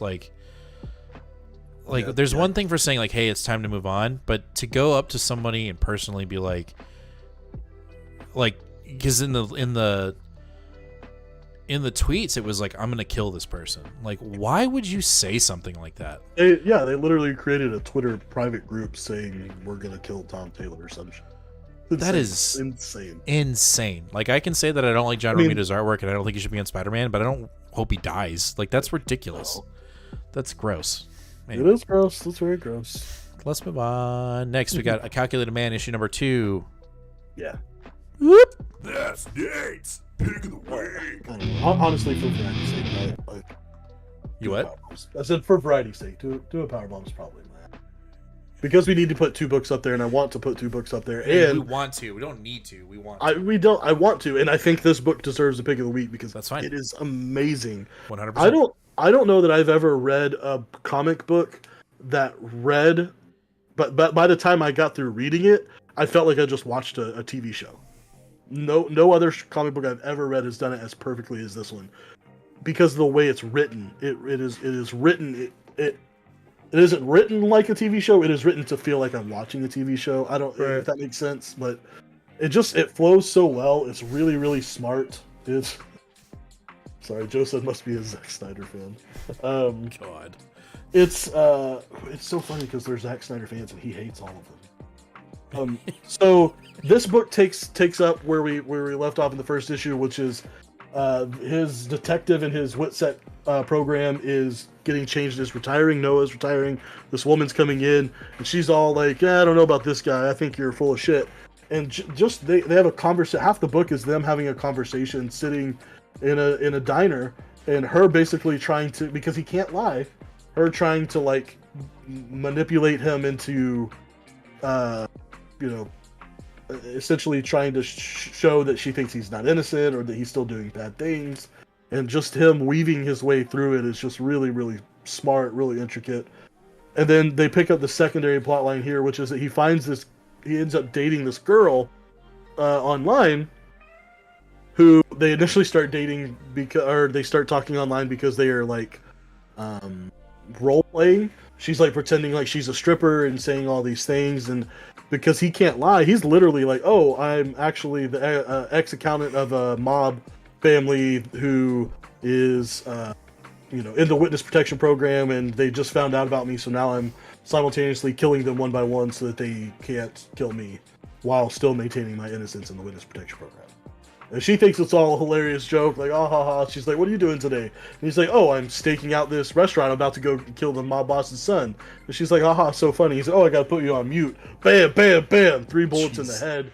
Gets back on the phone, and she's like, "Oh, that took you longer than I thought." He's like, "Oh, yeah, sorry, I had a mess and I had to clean up a blood." And she's like, "Oh, you're so funny, all the blood." It's just, I don't know, it feels very Better Call Saul, Breaking Bad-ish. The writing is great. The art is serviceable. It's a B+, but it doesn't matter. This could be junior art, and I would still be reading it, no problem. I don't know. I have so much fun reading this book that I don't know what else to say besides pick it up and read it. It's good. It's very not typical comic books to me. That's our job. That's what we do. Pick up this book, read it. That's what we are doing. I think it's a lot of fun and probably one of the most. This is like Chicken Devil all over. Just who would have expected it? Came out of nowhere. It's such great storytelling. I don't know if Paul Tobin has written anything else, but I'm gonna search his name out now, because if I'm ever at the store and I'm just looking, I see a graphic novel Paul Tobin, I'll probably just buy it on the spot because his writing is so good. Wow, that's crazy. Sorry, Patty. I feel like I know some people who don't deserve their good shape FF1, ASM1, and crossover ASM1. Buddy thinks they're worthless throwaways. Throws them around and won't sell them because they aren't worth it.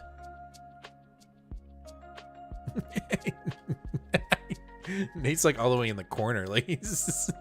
I can't. Hold back. All right. Next up, we've got The Brother of All Men, issue number 1 from Zach Thompson. How was it? Sorry, I was reading Rich's comment about shoot lights. I'm gonna have to pick that up. Look at it. When I was at the Wild West shop, the owner was like, "You should probably check that out. It's pretty fun." I was like, "Okay." Vampire kid with a babysitter so she can get smokes and stuff. That's funny. Tendu, real quick. Tendu says, "Are we getting a 30-minute after show of SDCC?" We are contemplating and talking about what was announced specifically for MCU, but we're talking about maybe doing another live show, not tonight, but we're talking about it. Yeah.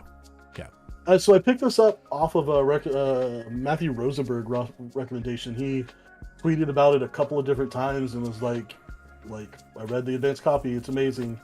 And Zach Thompson is someone that whose work is pretty limited, but I feel like every time I'll read a book, I'll go, man, that was good. Who is this? Zach Thompson. Okay. And so I was, all right, I'm going to purposefully, like, you know, I've got a recommendation. It's a new #1. It's, you know, he's the main writer. Let's go. And overall, pretty good. B plus. Okay. Basically, this follows a World War I veteran, and yes, World War I. This takes place in 1924. Hey, you know your history. And another way is he has a facial wound, and so he wears one of those masks that you can barely tell it's a mask. Let's see. Oh yeah. But like when they talk and use certain words, it kind of shifts. And you're like, ugh. And he basically finds a picture. He's looking for his missing. Okay, this is the part I was confused about. At one point he says, "Oh, it's just a missing girl," and then another point he says, "My sister," and that was confusing. I didn't go back and reconcile that. He's looking for a missing girl.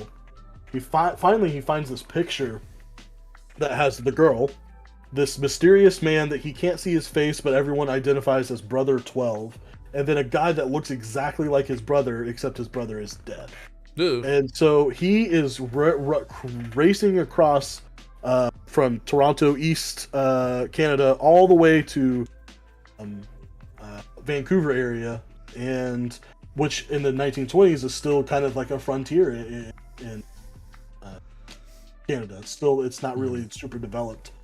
And he is, every time he starts asking about who this person is, people are like, leave it the fuck alone. Like, you don't ask who that is. Don't fuck like around. at one point he like gets the shit beat out of him because he smarts off to one guy and they like straight up like beat the shit out of him. Oh, and it turns out that this Brother 12 guy is running a cult like thing in on the outskirts on like a little island just outside of Vancouver. And he basically says, okay, I'm going to enroll in this and figure out what's going on, and I wonder if it's my brother there too. And we'll see if we can find the girl. And he's waiting for recruitment. They're waiting to get picked up on a ship that's going to take them to the Coven or Convict or whatever I'm trying to say. Oh. Baby break. Baby break. I'm sorry. That's all right. That's all right. I didn't read this book, so I don't know what it's about. So we'll just wait for Nate. But back to Tendu asking about the San Diego Comic-Con video. Yeah, we're talking about it. Let us know in chat in the comments. Do you want us to do a breakdown video of all the announcements? I mean, we'll probably just go more Marvel heavy, just because that looked dope as fuck. But let us know. Is that something that you want us to do? And let us know if you do. Would you rather it be just a video, like an edited, pre-recorded video, or would you rather it be a live video? Let us know in the chat. So he gets picked up to get taken back to the little community, and it's the guy that looks like his brother. It says it's his brother. He's like, it's got my brother's accent, but he doesn't recognize him. He literally introduces himself and says, "Oh, I'm Remy." And the guy that looks like his brother says, "Oh, that's interesting. That was my grandfather's name." But like he doesn't recognize him at all.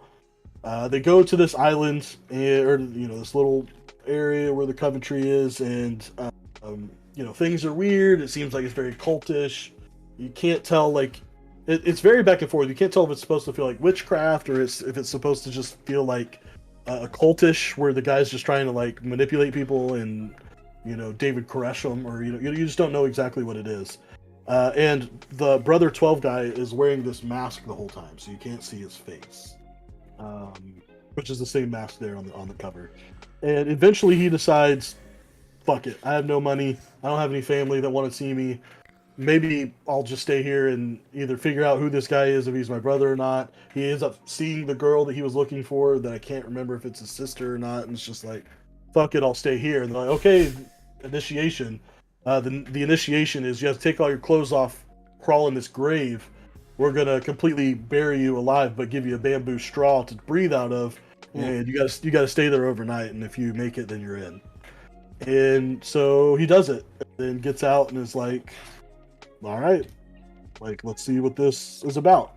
And so it ended, and I was like, this is interesting, but I'm not sure. I don't know. Like, it felt very much like I was reading a book than it did reading a comic. And what I mean by that is it was very, what I would kind of compare it to is a very minor version of The Rush, Cy Spurrier's book. I was going to say The Rush. It wasn't written in a dialect of the time, but it just was much more written like prose speech than it was comic book speech. Okay. And then you get this letter in the back, which is a letter that he writes after he gets unburied. Jeez. And when I first looked at it, I was like, I'm not read that. But the next day I was in much more of a reading mood, so I came back and I read that. And then that's a letter that he writes to himself. Basically, after they pull him out of the grave, they say, write a letter to yourself and get it all out of the air. And I was like, oh, that's kind of interesting. I like that. And then I read the Afterward by Zach Thompson, and he basically is like, being from Canada and being from this area, I heard about this cult from the 20s that I loved hearing about, and we don't really have that much information, so I thought it'd be cool to write like a noir story based around an occult that's taking place in Canada because no one talks about Canada. And so I was like, okay, there's I your like answer, Patty. Personal reason. What? Patty asked, I wonder why they're using Canada for a place no one ever uses Canada. Yeah, it's because Zach Thompson's from there, and this is based off of a real cult from the area. Interesting.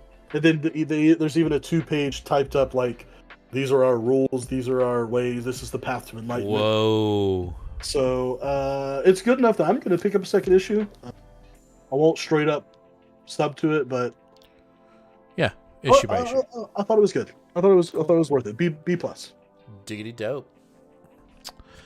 All right, well that's gonna do it for tonight's books. Yeah, you did like the last 3 books for the week of July 20th. Make sure to let us know again down in the comments if you're watching this as a past episode. What was your pick of the week? And also make sure to hit that subscribe button, ring that bell, give us a like. We need all that stuff, just so we can keep moving forward and trudge along and get to 1,000 subscriber guys. We're gonna do it. We're gonna do it. I swear we're gonna do it. Anyway, we'll catch you guys in the next new Comic Book Day video, which is dropping this Tuesday, 4:30 Central Standard Time, PM, where we'll be talking about a very small pull list next week, or at least it's not as long as this one. But we got some cool books coming on, and I don't believe we have one X book next week, which is crazy. And it's because of Spider-Man. Because of Spider-Man. That's right. Yep.